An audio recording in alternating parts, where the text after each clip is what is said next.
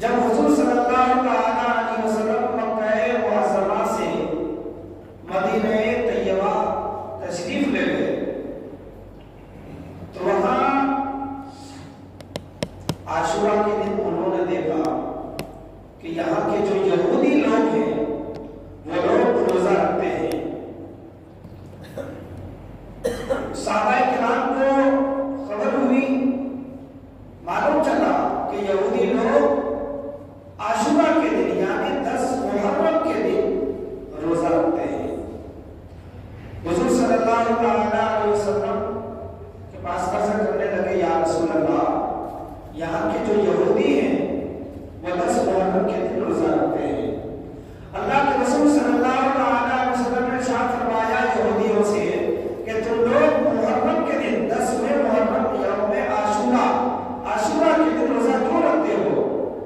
تو یہودیوں نے کہا کہ ہم لوگ آج اس لیے روزہ رکھتے ہیں کہ یہ جو آج کا دن ہے یعنی یہ عاشورے کا دن ہے، 10 محرم کا دن ہے، یہ بہت ہی بابرکت اور مقدس دن ہے۔ وہ کیسے؟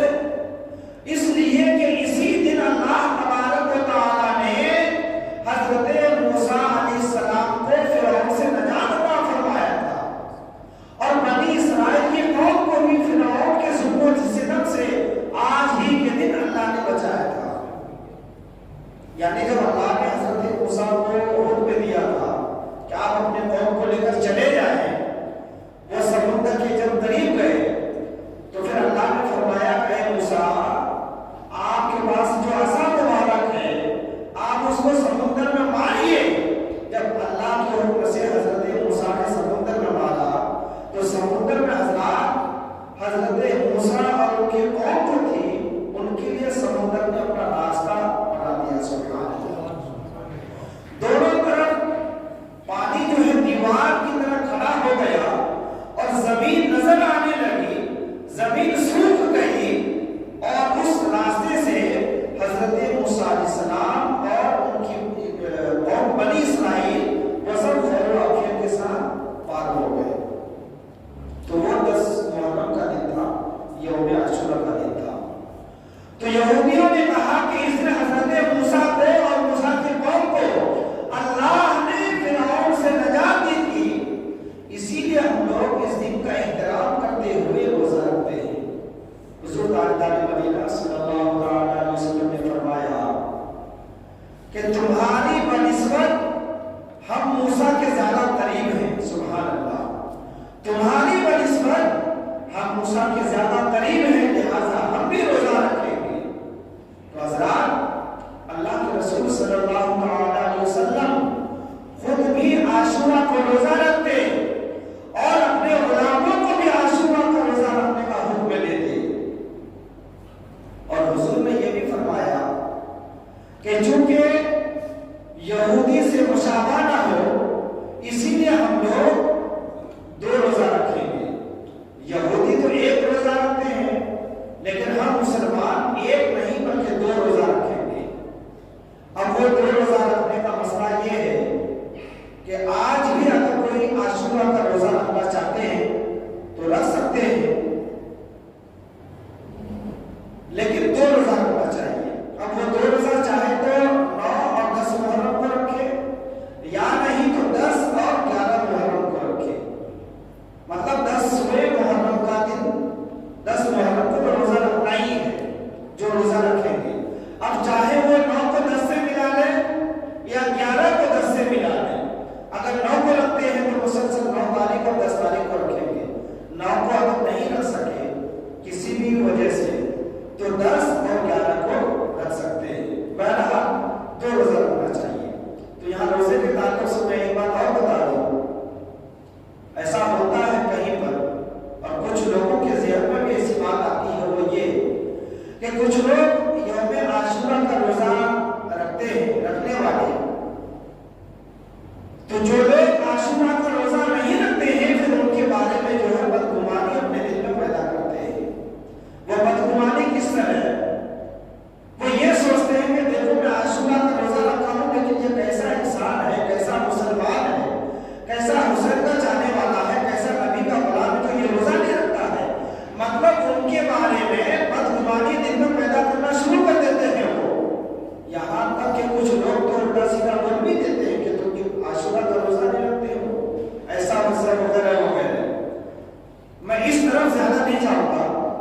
میں کہنا یہ چاہتا ہوں کہ جو حضرات عاشورہ کا روزہ رکھتے ہیں تو آپ کو مبارک ہو، یہ آپ کی خوش نصیبی ہے۔ اگر آپ نے اللہ کی رضا کے لیے روزہ رکھا اور اس روزے کا ثواب حضرت امام حسین علیہ السلام کی روح کے پاک کو آپ نے پہنچایا، یہ تو پھر آپ کے لیے بہت بڑی خوشی کی خوش نصیبی کی بات ہے۔ ہو سکتا ہے کہ اللہ انہی روزوں کے توسط سے آپ کی مغفرت فرما دے۔ حسین حضرت امام حسین رضی اللہ عنہ کے صدقے اللہ آپ کی بخشش فرما دے۔ لیکن اگر کوئی روزہ رکھ کے اپنے دوسرے مسلمان بھائی کے بارے میں اگر بدگمانی کرتا ہے اور اپنا روزہ رکھنے پر وہ غرور کا اظہار کرتا ہے، تکبر کا اظہار کرتا ہے، تو میرے پیارے مسلمان بھائیوں اور بزرگوں، اگر ایسی عادت کسی کے اندر ہے تو روزہ رکھنے کا جو ثواب ہے وہ ثواب سے زیادہ عذاب ملے گا۔ اس لیے اللہ سے یہ دعا کریں کہ جو بھی روزہ رکھتے ہیں تو وہ صرف اللہ کی رضا کے لیے رکھیں، کسی کو دکھانے کے لیے یا پھر اپنی شہرت اپنی واہواہی کے لیے روزہ نہ رکھا کریں۔ حضرت عائشہ صدیقہ رضی اللہ عنہ بیان فرماتی ہیں کہ حضور صلی اللہ علیہ وسلم عاشورہ کا روزہ خود بھی رکھتے، اپنے غلاموں کو بھی رکھنے کا حکم دیتے۔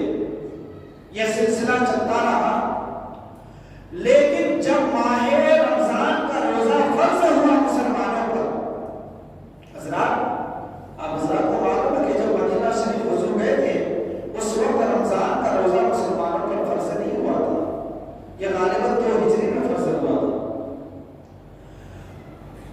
تو ماہ رمضان کا روزہ فرض ہونے سے پہلے حضور روزہ بھی رکھتے، اپنے صحابیوں کو رکھنے کا حکم بھی فرماتے، لیکن جب ماہ رمضان کا روزہ مسلمانوں پر فرض ہوا اس کے بعد اللہ کے رسول صلی اللہ علیہ وسلم نے ارشاد فرمایا، اے میرے غلاموں، اب تم میں جس کا دل چاہے عاشورہ کا روزہ رکھے اور جس کا دل نہ چاہے وہ نہ رکھے۔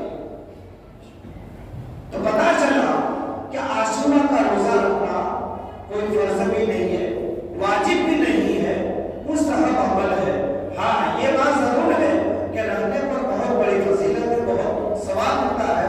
انشاءاللہ اس کی فضیلت پر بھی اگر ہوا تو کل جمعے میں یا کل رات میں انشاءاللہ بیان کروں گا۔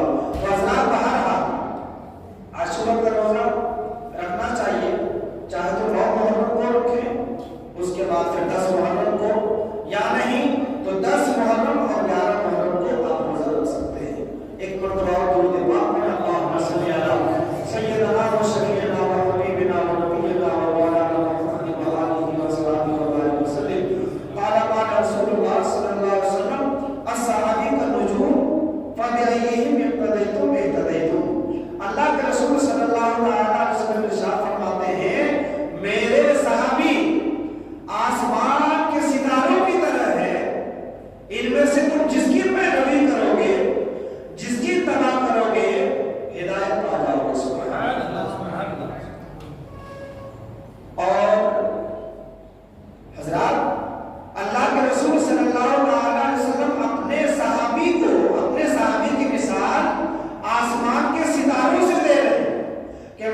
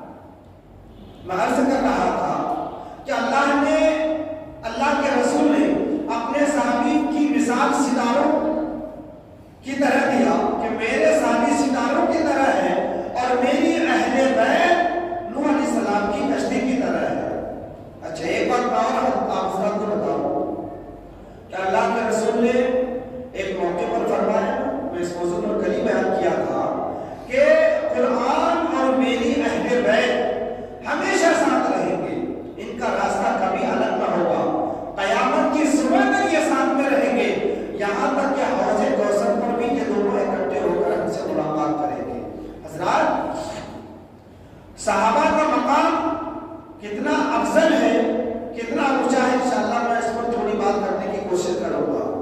لیکن حضور چاہتے تو قرآن کے ساتھ میں صحابی کی مثال دے سکتے تھے. جس طرح صحابی کے بارے میں فرمایا اللہ کے رسول نے الصحابی والنجوم فبأيهم اقتديتم اهتديتم، میرے صحابہ آسمان کے ستاروں کی طرح ہے، تم ان میں جس کی پیروی کرو گے ہدایت پا جاؤ گے. لیکن اللہ کے رسول جو ہے قرآن کو صحابہ سے نہیں جوڑتے ہیں بلکہ اپنی بیت، اپنی اہل بیت سے جوڑتے ہیں کہ قرآن اور میری اہل بیت ہمیشہ ساتھ رہیں گے. تم ان دونوں کا دامن تھامے رہو گے، ان دونوں کی پیروی کرو گے تو کبھی گمراہ نہیں ہوگے. وہ اس لیے اللہ کے رسول صلی اللہ علیہ وسلم کو یہ معلوم تھا کہ میری ظاہری مثال کے بعد میرے صحابہ اس دنیا میں 10 سال رہیں گے، 20 سال رہیں گے، 50 سال رہیں گے، 70 سال رہیں گے، زیادہ سے زیادہ 100 سال 150 سال رہیں گے. لیکن 150 سال کے بعد، 100 سال کے بعد اس پوری دنیا میں میرا ایک بھی صحابی نہیں رہے گا، ایک بھی صحابی نہیں رہے گا. پھر میرے سارے صحابی اس دنیا سے انتقال کر جائیں گے تو قرآن اکیلا رہ جائے گا.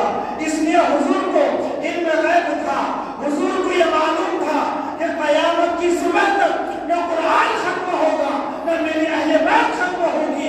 قیامت کی صبح تک قرآن بھی موجود رہے گا اور میری اہل بیت بھی موجود رہے گی. اسی لیے حضرات اللہ کے رسول نے قرآن کو صحابہ کے ساتھ میں نہیں بلکہ اہل بیت کے تعلق سے فرمایا کہ قرآن اور میری اہل بیت قیامت کی صبح تک رہیں گے. اس لیے تم ان دونوں کا دامن تھامے رہنا. حضرات صحابہ کرام کے تعلق سے اللہ کے رسول نے یہ بھی ارشاد فرمایا علیکم بسنتی و سنت الخلفاء الراشدین، یعنی اے لوگوں تم لوگ میری اور میرے صحابہ کی سنت اختیار کرو. سبحان اللہ، میری اور میرے صحابہ کی سنت اختیار کرو. اب آپ اس بات غور کریں کہ ایک جگہ حضور نے فرمایا کہ میرے صحابہ آسمان کے ستاروں کی طرح ہیں، ان میں سے جس کی پیروی کرو گے ہدایت پا جاؤ گے. تو حضرات اس مثال کی گہرائی میں آپ تھوڑی دیر آپ اتریے، ذرا غور و فکر کیجئے تو آپ کو پتا چلے گا کہ حضور نے کتنی گہری بات فرمائی ہے. عزیزان ملت اسلامیہ، آج کے دور کی بات نہیں بتا رہا ہوں، پہلے کے دور میں جب لوگ سمندروں میں سفر کرتے تھے، اور غالباً آج بھی ایسا ہوتا ہوگا کہ جب لوگ سمندر میں سفر کرتے تھے تو سفر کرنے والوں میں جانکار لوگ ہوتے تھے. جانکار لوگ ہوتے تھے. اس وقت کوئی گوگل نہیں تھا، کوئی میپ نہیں تھا، ایسا کچھ بھی نہیں تھا جس سے وہ لوکیشن وغیرہ معلوم کرتے. اس وقت کا حال یہ تھا کہ جانکار لوگ سمندر میں سفر کرتے تھے، وہاں کوئی بتانے والا نہ تھا، کسی سے پوچھنے والے پوچھنا کر چاہتے تو کسی سے پوچھ نہیں سکتے تھے. اس لیے کہ سمندر میں آپ کو کون ملے گا؟ نہ وہاں کوئی مکان ہے، نہ دکان ہے، نہ آبادی ہے، نہ انسان ہے، نہ کوئی بتانے والا ہے. تو جو لوگ جانکار ہوتے تھے وہ آسمان کے ستاروں کو دیکھ کر پتہ لگا لیا کرتے تھے، وہ سمجھ جایا کرتے تھے کہ ہم کو اگر ایک مثال کے طور پر بغداد جانا ہے تو کون سے ستارے کے حساب سے جانا ہے، ہم کو اگر مدینہ شریف جانا ہے تو کون سے ستارے کے حساب سے جانا ہے، ایران جانا ہے تو کون سے ستارے کے حساب سے جانا ہے، مکہ جانا ہے تو کس ستارے کی پیروی کرنا ہے. حضرات محترم، وہ لوگ ستارے کو دیکھ کر اپنے راستے کا انتخاب کر لیا کرتے تھے. تو پتا چلا کہ اس زمانے میں وہ لوگ ستارے کو دیکھ کر پتا لگا لیا کرتے تھے کہ ہماری منزل کدھر ہے. اللہ کے رسول نے اپنے غلاموں کو یہ پیغام دیا، یہ درس دیا، اے میرے غلاموں، اگر تم راہ حق پر رہنا چاہتے ہو، تم راہ حق پر چلنا چاہتے ہو، اپنی دنیا کو آباد، اپنی دنیا میں بھی کامیاب ہونا چاہتے ہو، آخرت میں بھی کامیاب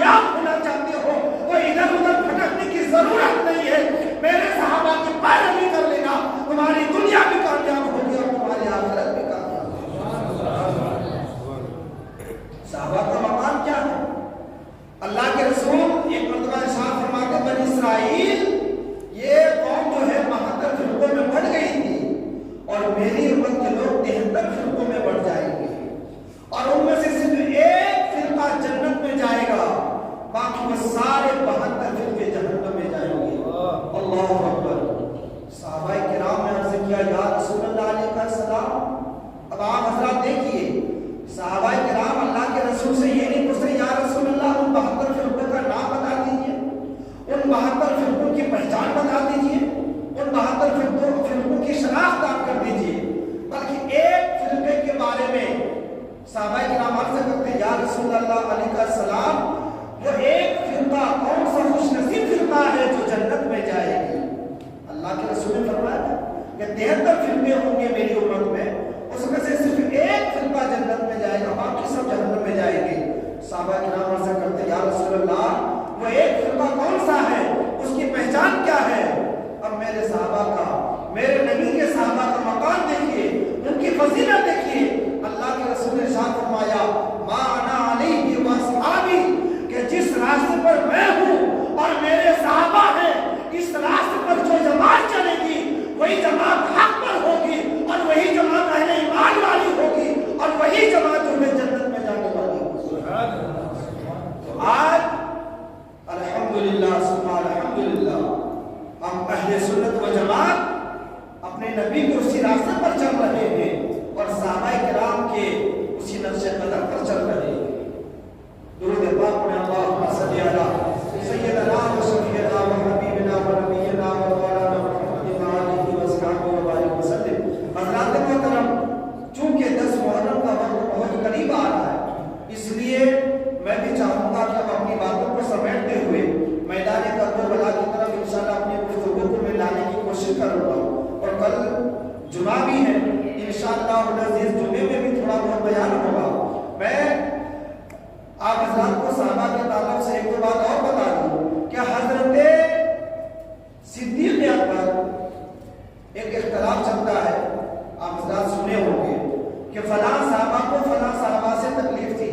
مثال کے طور پر آپ حضرات نے سنا ہوگا کچھ حضرت علی کے ماننے والے معاذ اللہ حضرت امیر معاویہ کو برا بھلا کہتے ہیں, اور کچھ حضرت امیر معاویہ کے ماننے والے حضرت علی کو برا بھلا کہتے ہیں. اس طرح اور بھی کئی مثالیں ہیں, میں زیادہ گہرائی میں نہیں جاؤں گا, لیکن ہم سنیوں کا عقیدہ یہ ہے کہ ہم حضرت امیر معاویہ کو بھی مانتے ہیں, حضرت امیر معاویہ کے بھی ماننے والے ہیں, اور حضرت علی کے بھی ماننے والے ہیں. نہ ہم حضرت علی کا دامن چھوڑیں گے, نہ حضرت امیر معاویہ کا دامن چھوڑیں گے. ہم سنیوں کا یہ عقیدہ ہے کہ ان حضرات کے درمیان کوئی معاملہ ایسا تھا ہی نہیں, کوئی مسئلہ تھا ہی نہیں. اگر خدا نخواستہ کوئی معاملہ اگر تھا بھی تو ہم اہل سنت و جماعت کا یہ عقیدہ ہے کہ ہم اس معاملے میں نہیں پڑتے, اس لیے کہ ہمارے اکابرین, ہمارے بزرگان دین, ہمارے علماء, ہمارے سلف صالحین نے ہمیں یہ سبق دیا ہے, ہمیں یہ نصیحت دی ہے, ہمیں یہ پیغام دیا ہے کہ کبھی بھی اپنے سے بڑوں کے مسئلے میں مت پڑنا, اپنے سے بڑوں کے بارے میں انصاف کرنے کی کوشش مت کرنا. کیا آج کوئی ایسا انسان ہے ہمارے درمیان جو حضرت علی کے برابر ہو, جس کی فضیلت حضرت امیر معاویہ کے برابر ہو؟ ہم تو ان کے غلاموں کے غلاموں کے غلاموں کے غلاموں کے برابر نہیں ہیں. تو جب ہم ان کے غلاموں کے برابر نہیں ہیں تو ہماری اتنی ہمت, اتنی جسارت نہیں ہو سکتی کہ ہم حضرت علی کے بارے میں فیصلہ کریں, یا حضرت امیر معاویہ کے بارے میں فیصلہ کریں, یا حضرت حسن کے بارے میں فیصلہ کریں, یا حضرت امیر معاویہ کے بارے میں فیصلہ کریں. اگر ان کا کوئی معاملہ تھا, ہم سنیوں کا سب سے پہلا عقیدہ تو یہ کہ ایسا کوئی معاملہ نہیں تھا, لیکن بالفرض خدا نہ خواستہ اگر کوئی معاملہ تھا, ان کا خدا ہے انصاف کرنے والا, ہم اور آپ ان کا انصاف نہیں کر سکتے ہیں. اللہم صلی علی سیدنا و مولانا محمد و علیہ وسلم علیہ یا رسول اللہ. حضرت صدیق اکبر کو حضرت علی سے کتنی محبت تھی, اور حضرت علی کو حضرت صدیق سے کتنی محبت تھی, بلکہ آپ یوں سمجھیے تمام صحابہ کو ایک دوسرے سے محبت تھی.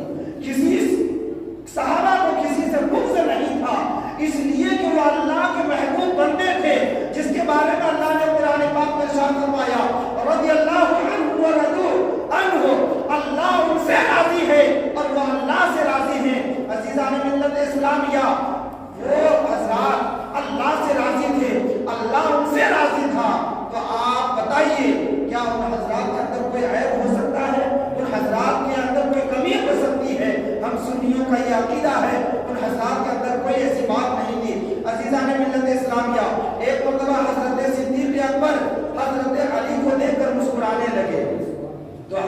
علی فرماتے ہیں کہ اے صدیق اکبر آپ کیوں مسکرا رہے ہیں؟ تو حضرت صدیق نے فرمایا میں اس لیے مسکرا رہا ہوں کہ اللہ کے رسول نے فرمایا کہ کل بروز محشر علی جس آدمی کو پل صراط اور جنت میں جانے کا پروانہ دے گا وہی شخص جو ہے پل صراط کو پار کر کے جنت میں داخل ہو پائے گا، اور جس کو علی پروانہ نہیں دے گا وہ بندہ، وہ انسان، وہ شخص جنت میں نہیں جا سکتا ہے۔ حضرات محترم، اتنا سننے کے بعد حضرت علی بھی مسکرانے لگے، مسکرا کے کہنے لگے اے ابو بکر صدیق آپ کو بھی بہت مبارک ہو، کیا آپ نے یہ نہیں سنا مجھے اللہ کے رسول نے یہ بھی فرمایا ہے اے علی تم جنت کا پروانہ اسی آدمی کو دینا، اس شخص کو دینا کہ جس کے دل میں صدیق اکبر کی محبت، صدیق اکبر کی محبت ہوگی۔ حضرات پتہ چلا جو صدیق کا ماننے والا ہوگا وہی جنت میں جائے گا، جو علی کا ماننے والا ہوگا وہی جنت میں جائے گا۔ ایسا کبھی نہیں ہو سکتا ہے کہ صدیق اکبر سے محبت کرے اور معاذ اللہ علی سے بغض کرے تو وہ جنت میں چلا جائے گا، یا حضرت علی سے محبت کرے اور معاذ اللہ صدیق اکبر سے بغض رکھے تو وہ جنت میں چلا جائے گا۔ ایسا نہیں ہو سکتا ہے۔ عزیزان ملت اسلامیہ، ہم خوش نصیب ہیں، اللہ کے ہم لاکھ لاکھ شکر گزار ہیں، اللہ نے ہمیں ایسی جماعت کو پیدا فرمایا، اللہ نے ہمیں اپنے محبوب بندوں کا ایسا غلام بنایا کہ ہم جو ہے تمام صحابہ کرام سے محبت کرتے ہیں، اولیاء اللہ سے محبت کرتے ہیں، اپنے صحابہ کرام اور اولیاء کرام کے نقش قدم پر چلتے ہیں، اور یہی دعا کرتے ہیں اے اللہ جب تک تو اس دنیا میں زندہ رکھ اپنے محبوب بندوں سے محبت کرتے رہنے کی توفیق دے، اور جب اس دنیا سے اٹھانا تو اپنے محبوب بندوں کی محبت میں اٹھانا، اور کل بروز محشر اپنے انہی محبوب بندوں کے ساتھ میں ہمارا حشر کرنا۔ حضرات محترم، بات بڑھتی چلی گئی، ایک مرتبہ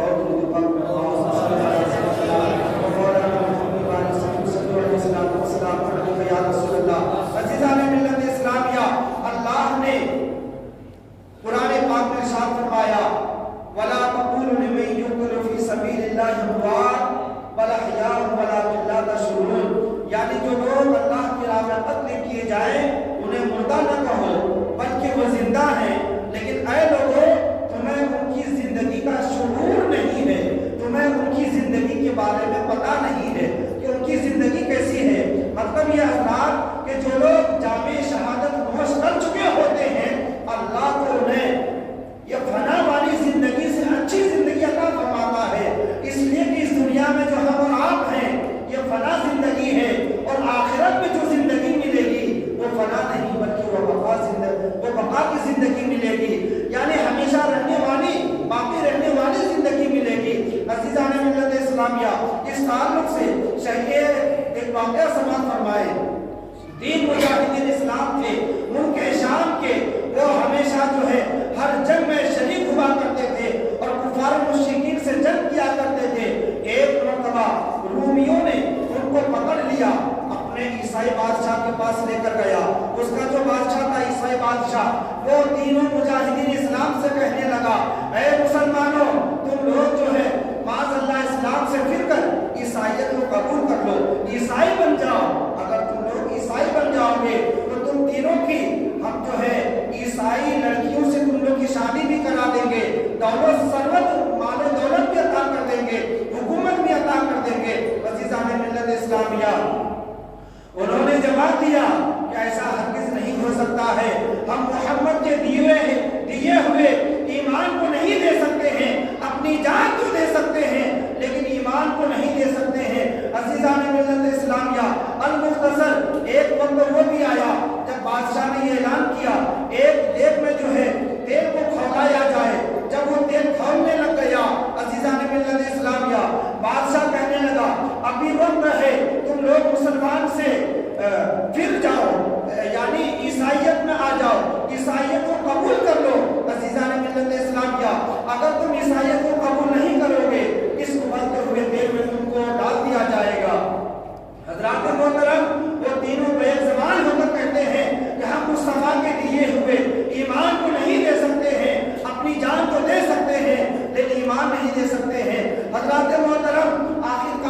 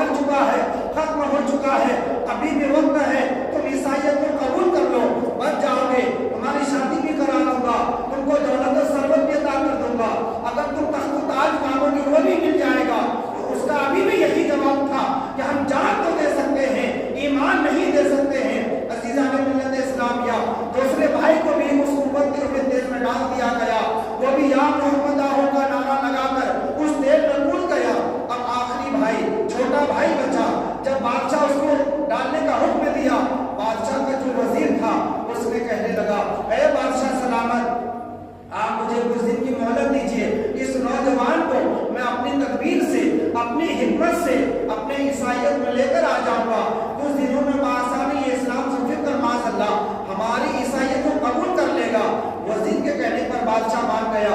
وہ وزیر جو ہے اپنے اس مسلمان کو, اس مجاہدین اسلام کو اپنے گھر لے کر گیا, ایک کمرے میں بند کر دیا.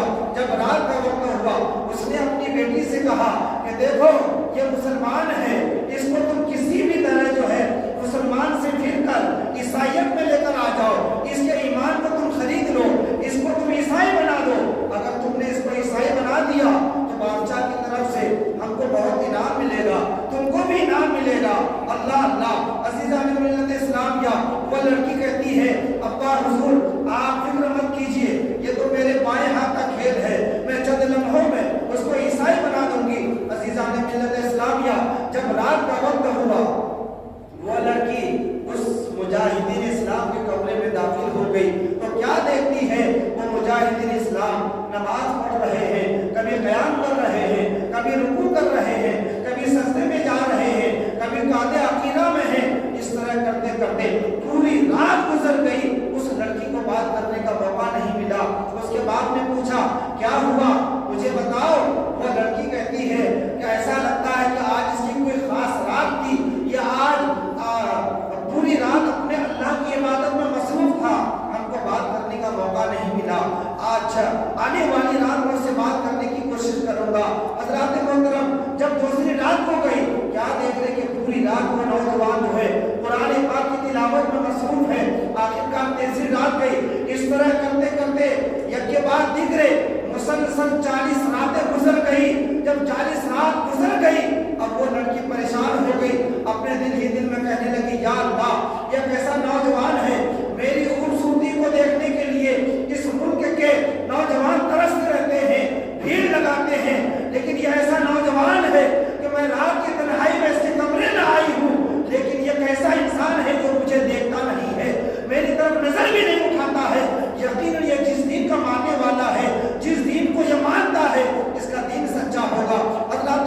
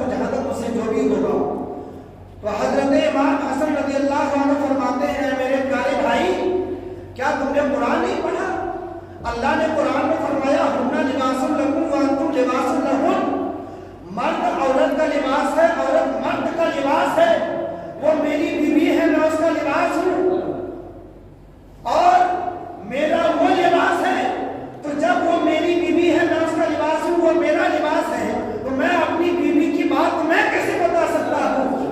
اللہ اکبر۔ حضرت امام حسین کہتے ہیں کہ میں قرآن کو پڑھا تھا، اس آیت کو جانتا تھا، لیکن اس کی تفسیر مجھے آج سمجھ میں آئی۔ سبحان اللہ۔ حضرات محترم آج سمجھ میں آئی۔ کچھ دنوں کے بعد جو ہے پھر حضرت امام حسین تک یہ بات پہنچتی ہے کہ میرے بڑے بھائی حضرت امام حسن اس بیوی کو طلاق دے دیتے ہیں۔ اس کے بعد پھر حضرت امام حسین اپنے بڑے بھائی کے پاس آئے اور پوچھنے لگے بھائی جان اب تو آپ مجھے بتا دیجئے کہ آپ اپنی اس بیوی کو طلاق کیوں دیے؟ آخر معاملہ کیا تھا؟ ماجرا کیا تھا؟ حضرات اہل علم کی باتوں کی گہرائی کا آپ اندازہ کریں کہ اللہ کے وہ نیک بندے کتنے پڑھے لکھے تھے اور ان کی گہرائی کہاں تک تھی، جہاں تک آج ہم اور آپ سوچ بھی نہیں سکتے ہیں۔ حضرت امام حسن اپنے چھوٹے بھائی حضرت امام حسین کی پیشانی کو چھوڑتے ہیں اور فرماتے ہیں اے میرے پیارے بھائی تم جس عورت کی بات کر رہے ہو اب وہ عورت میرے نکاح میں نہیں ہے، میں نے اس کو طلاق دے دیا، مطلب یہ کہ اب وہ میرے لیے غیر محرم ہو گئی، اور کسی غیر محرم کی بات کرنا یہ مسلمانوں کو زیب نہیں دیتا ہے، کسی کو زیب نہیں دیتا ہے، یہ کسی کو زیب نہیں دیتا ہے کہ میں کسی غیر محرم عورت کی بات کروں۔ عزیزان ملت اسلامیہ حضرت امام حسین جو ہے عرض کرتے ہیں کہ آپ میرے امام بھی ہیں اور آپ میرے بڑے بھائی ہیں، آپ پر مجھے فخر ہوتا ہے کہ اللہ نے مجھے ایسے بھائی سے نوازا ہے۔ حضرات محترم حضرت امام حسین رضی اللہ تعالیٰ عنہ کی بارگاہ میں ایک غلام تھا، ایک مرتبہ ان کے ہاتھ سے ایک پیالہ جو زمین میں گرا، گرنے کے بعد ٹوٹ گیا، یہ دیکھ کر حضرت امام حسین رضی اللہ عنہ تھوڑے جلال میں آ گئے۔ اس وقت کے غلام بھی کافی پڑھے لکھے ہوا کرتے تھے، جب اس نے دیکھا کہ میرے آقا امام حسین جلال میں آ گئے ہیں تو قرآن پاک کی آیت کو جو ہے تلاوت کرنا شروع کر دیا، والقاظمین الغیظ، یعنی اور لوگوں کو معاف کرنے والے اور غصے کو پینے والے۔ تو حضرت امام حسین نے اس کے جواب میں فرمایا والقظمت غیظی، یعنی میں نے غصے کو پی لیا۔ اس کے بعد پھر غلام پڑھتا ہے والعافین عن الناس، حضرت امام حسین فرماتے ہیں کہ عفوت عنک، یعنی میں نے تجھے معاف کر دیا۔ اس کے بعد وہ غلام پھر قرآن پاک کی اگلی آیت کو پڑھتا ہے واللہ یحب المحسنین، اور اللہ احسان کرنے والوں کو پسند فرماتا ہے۔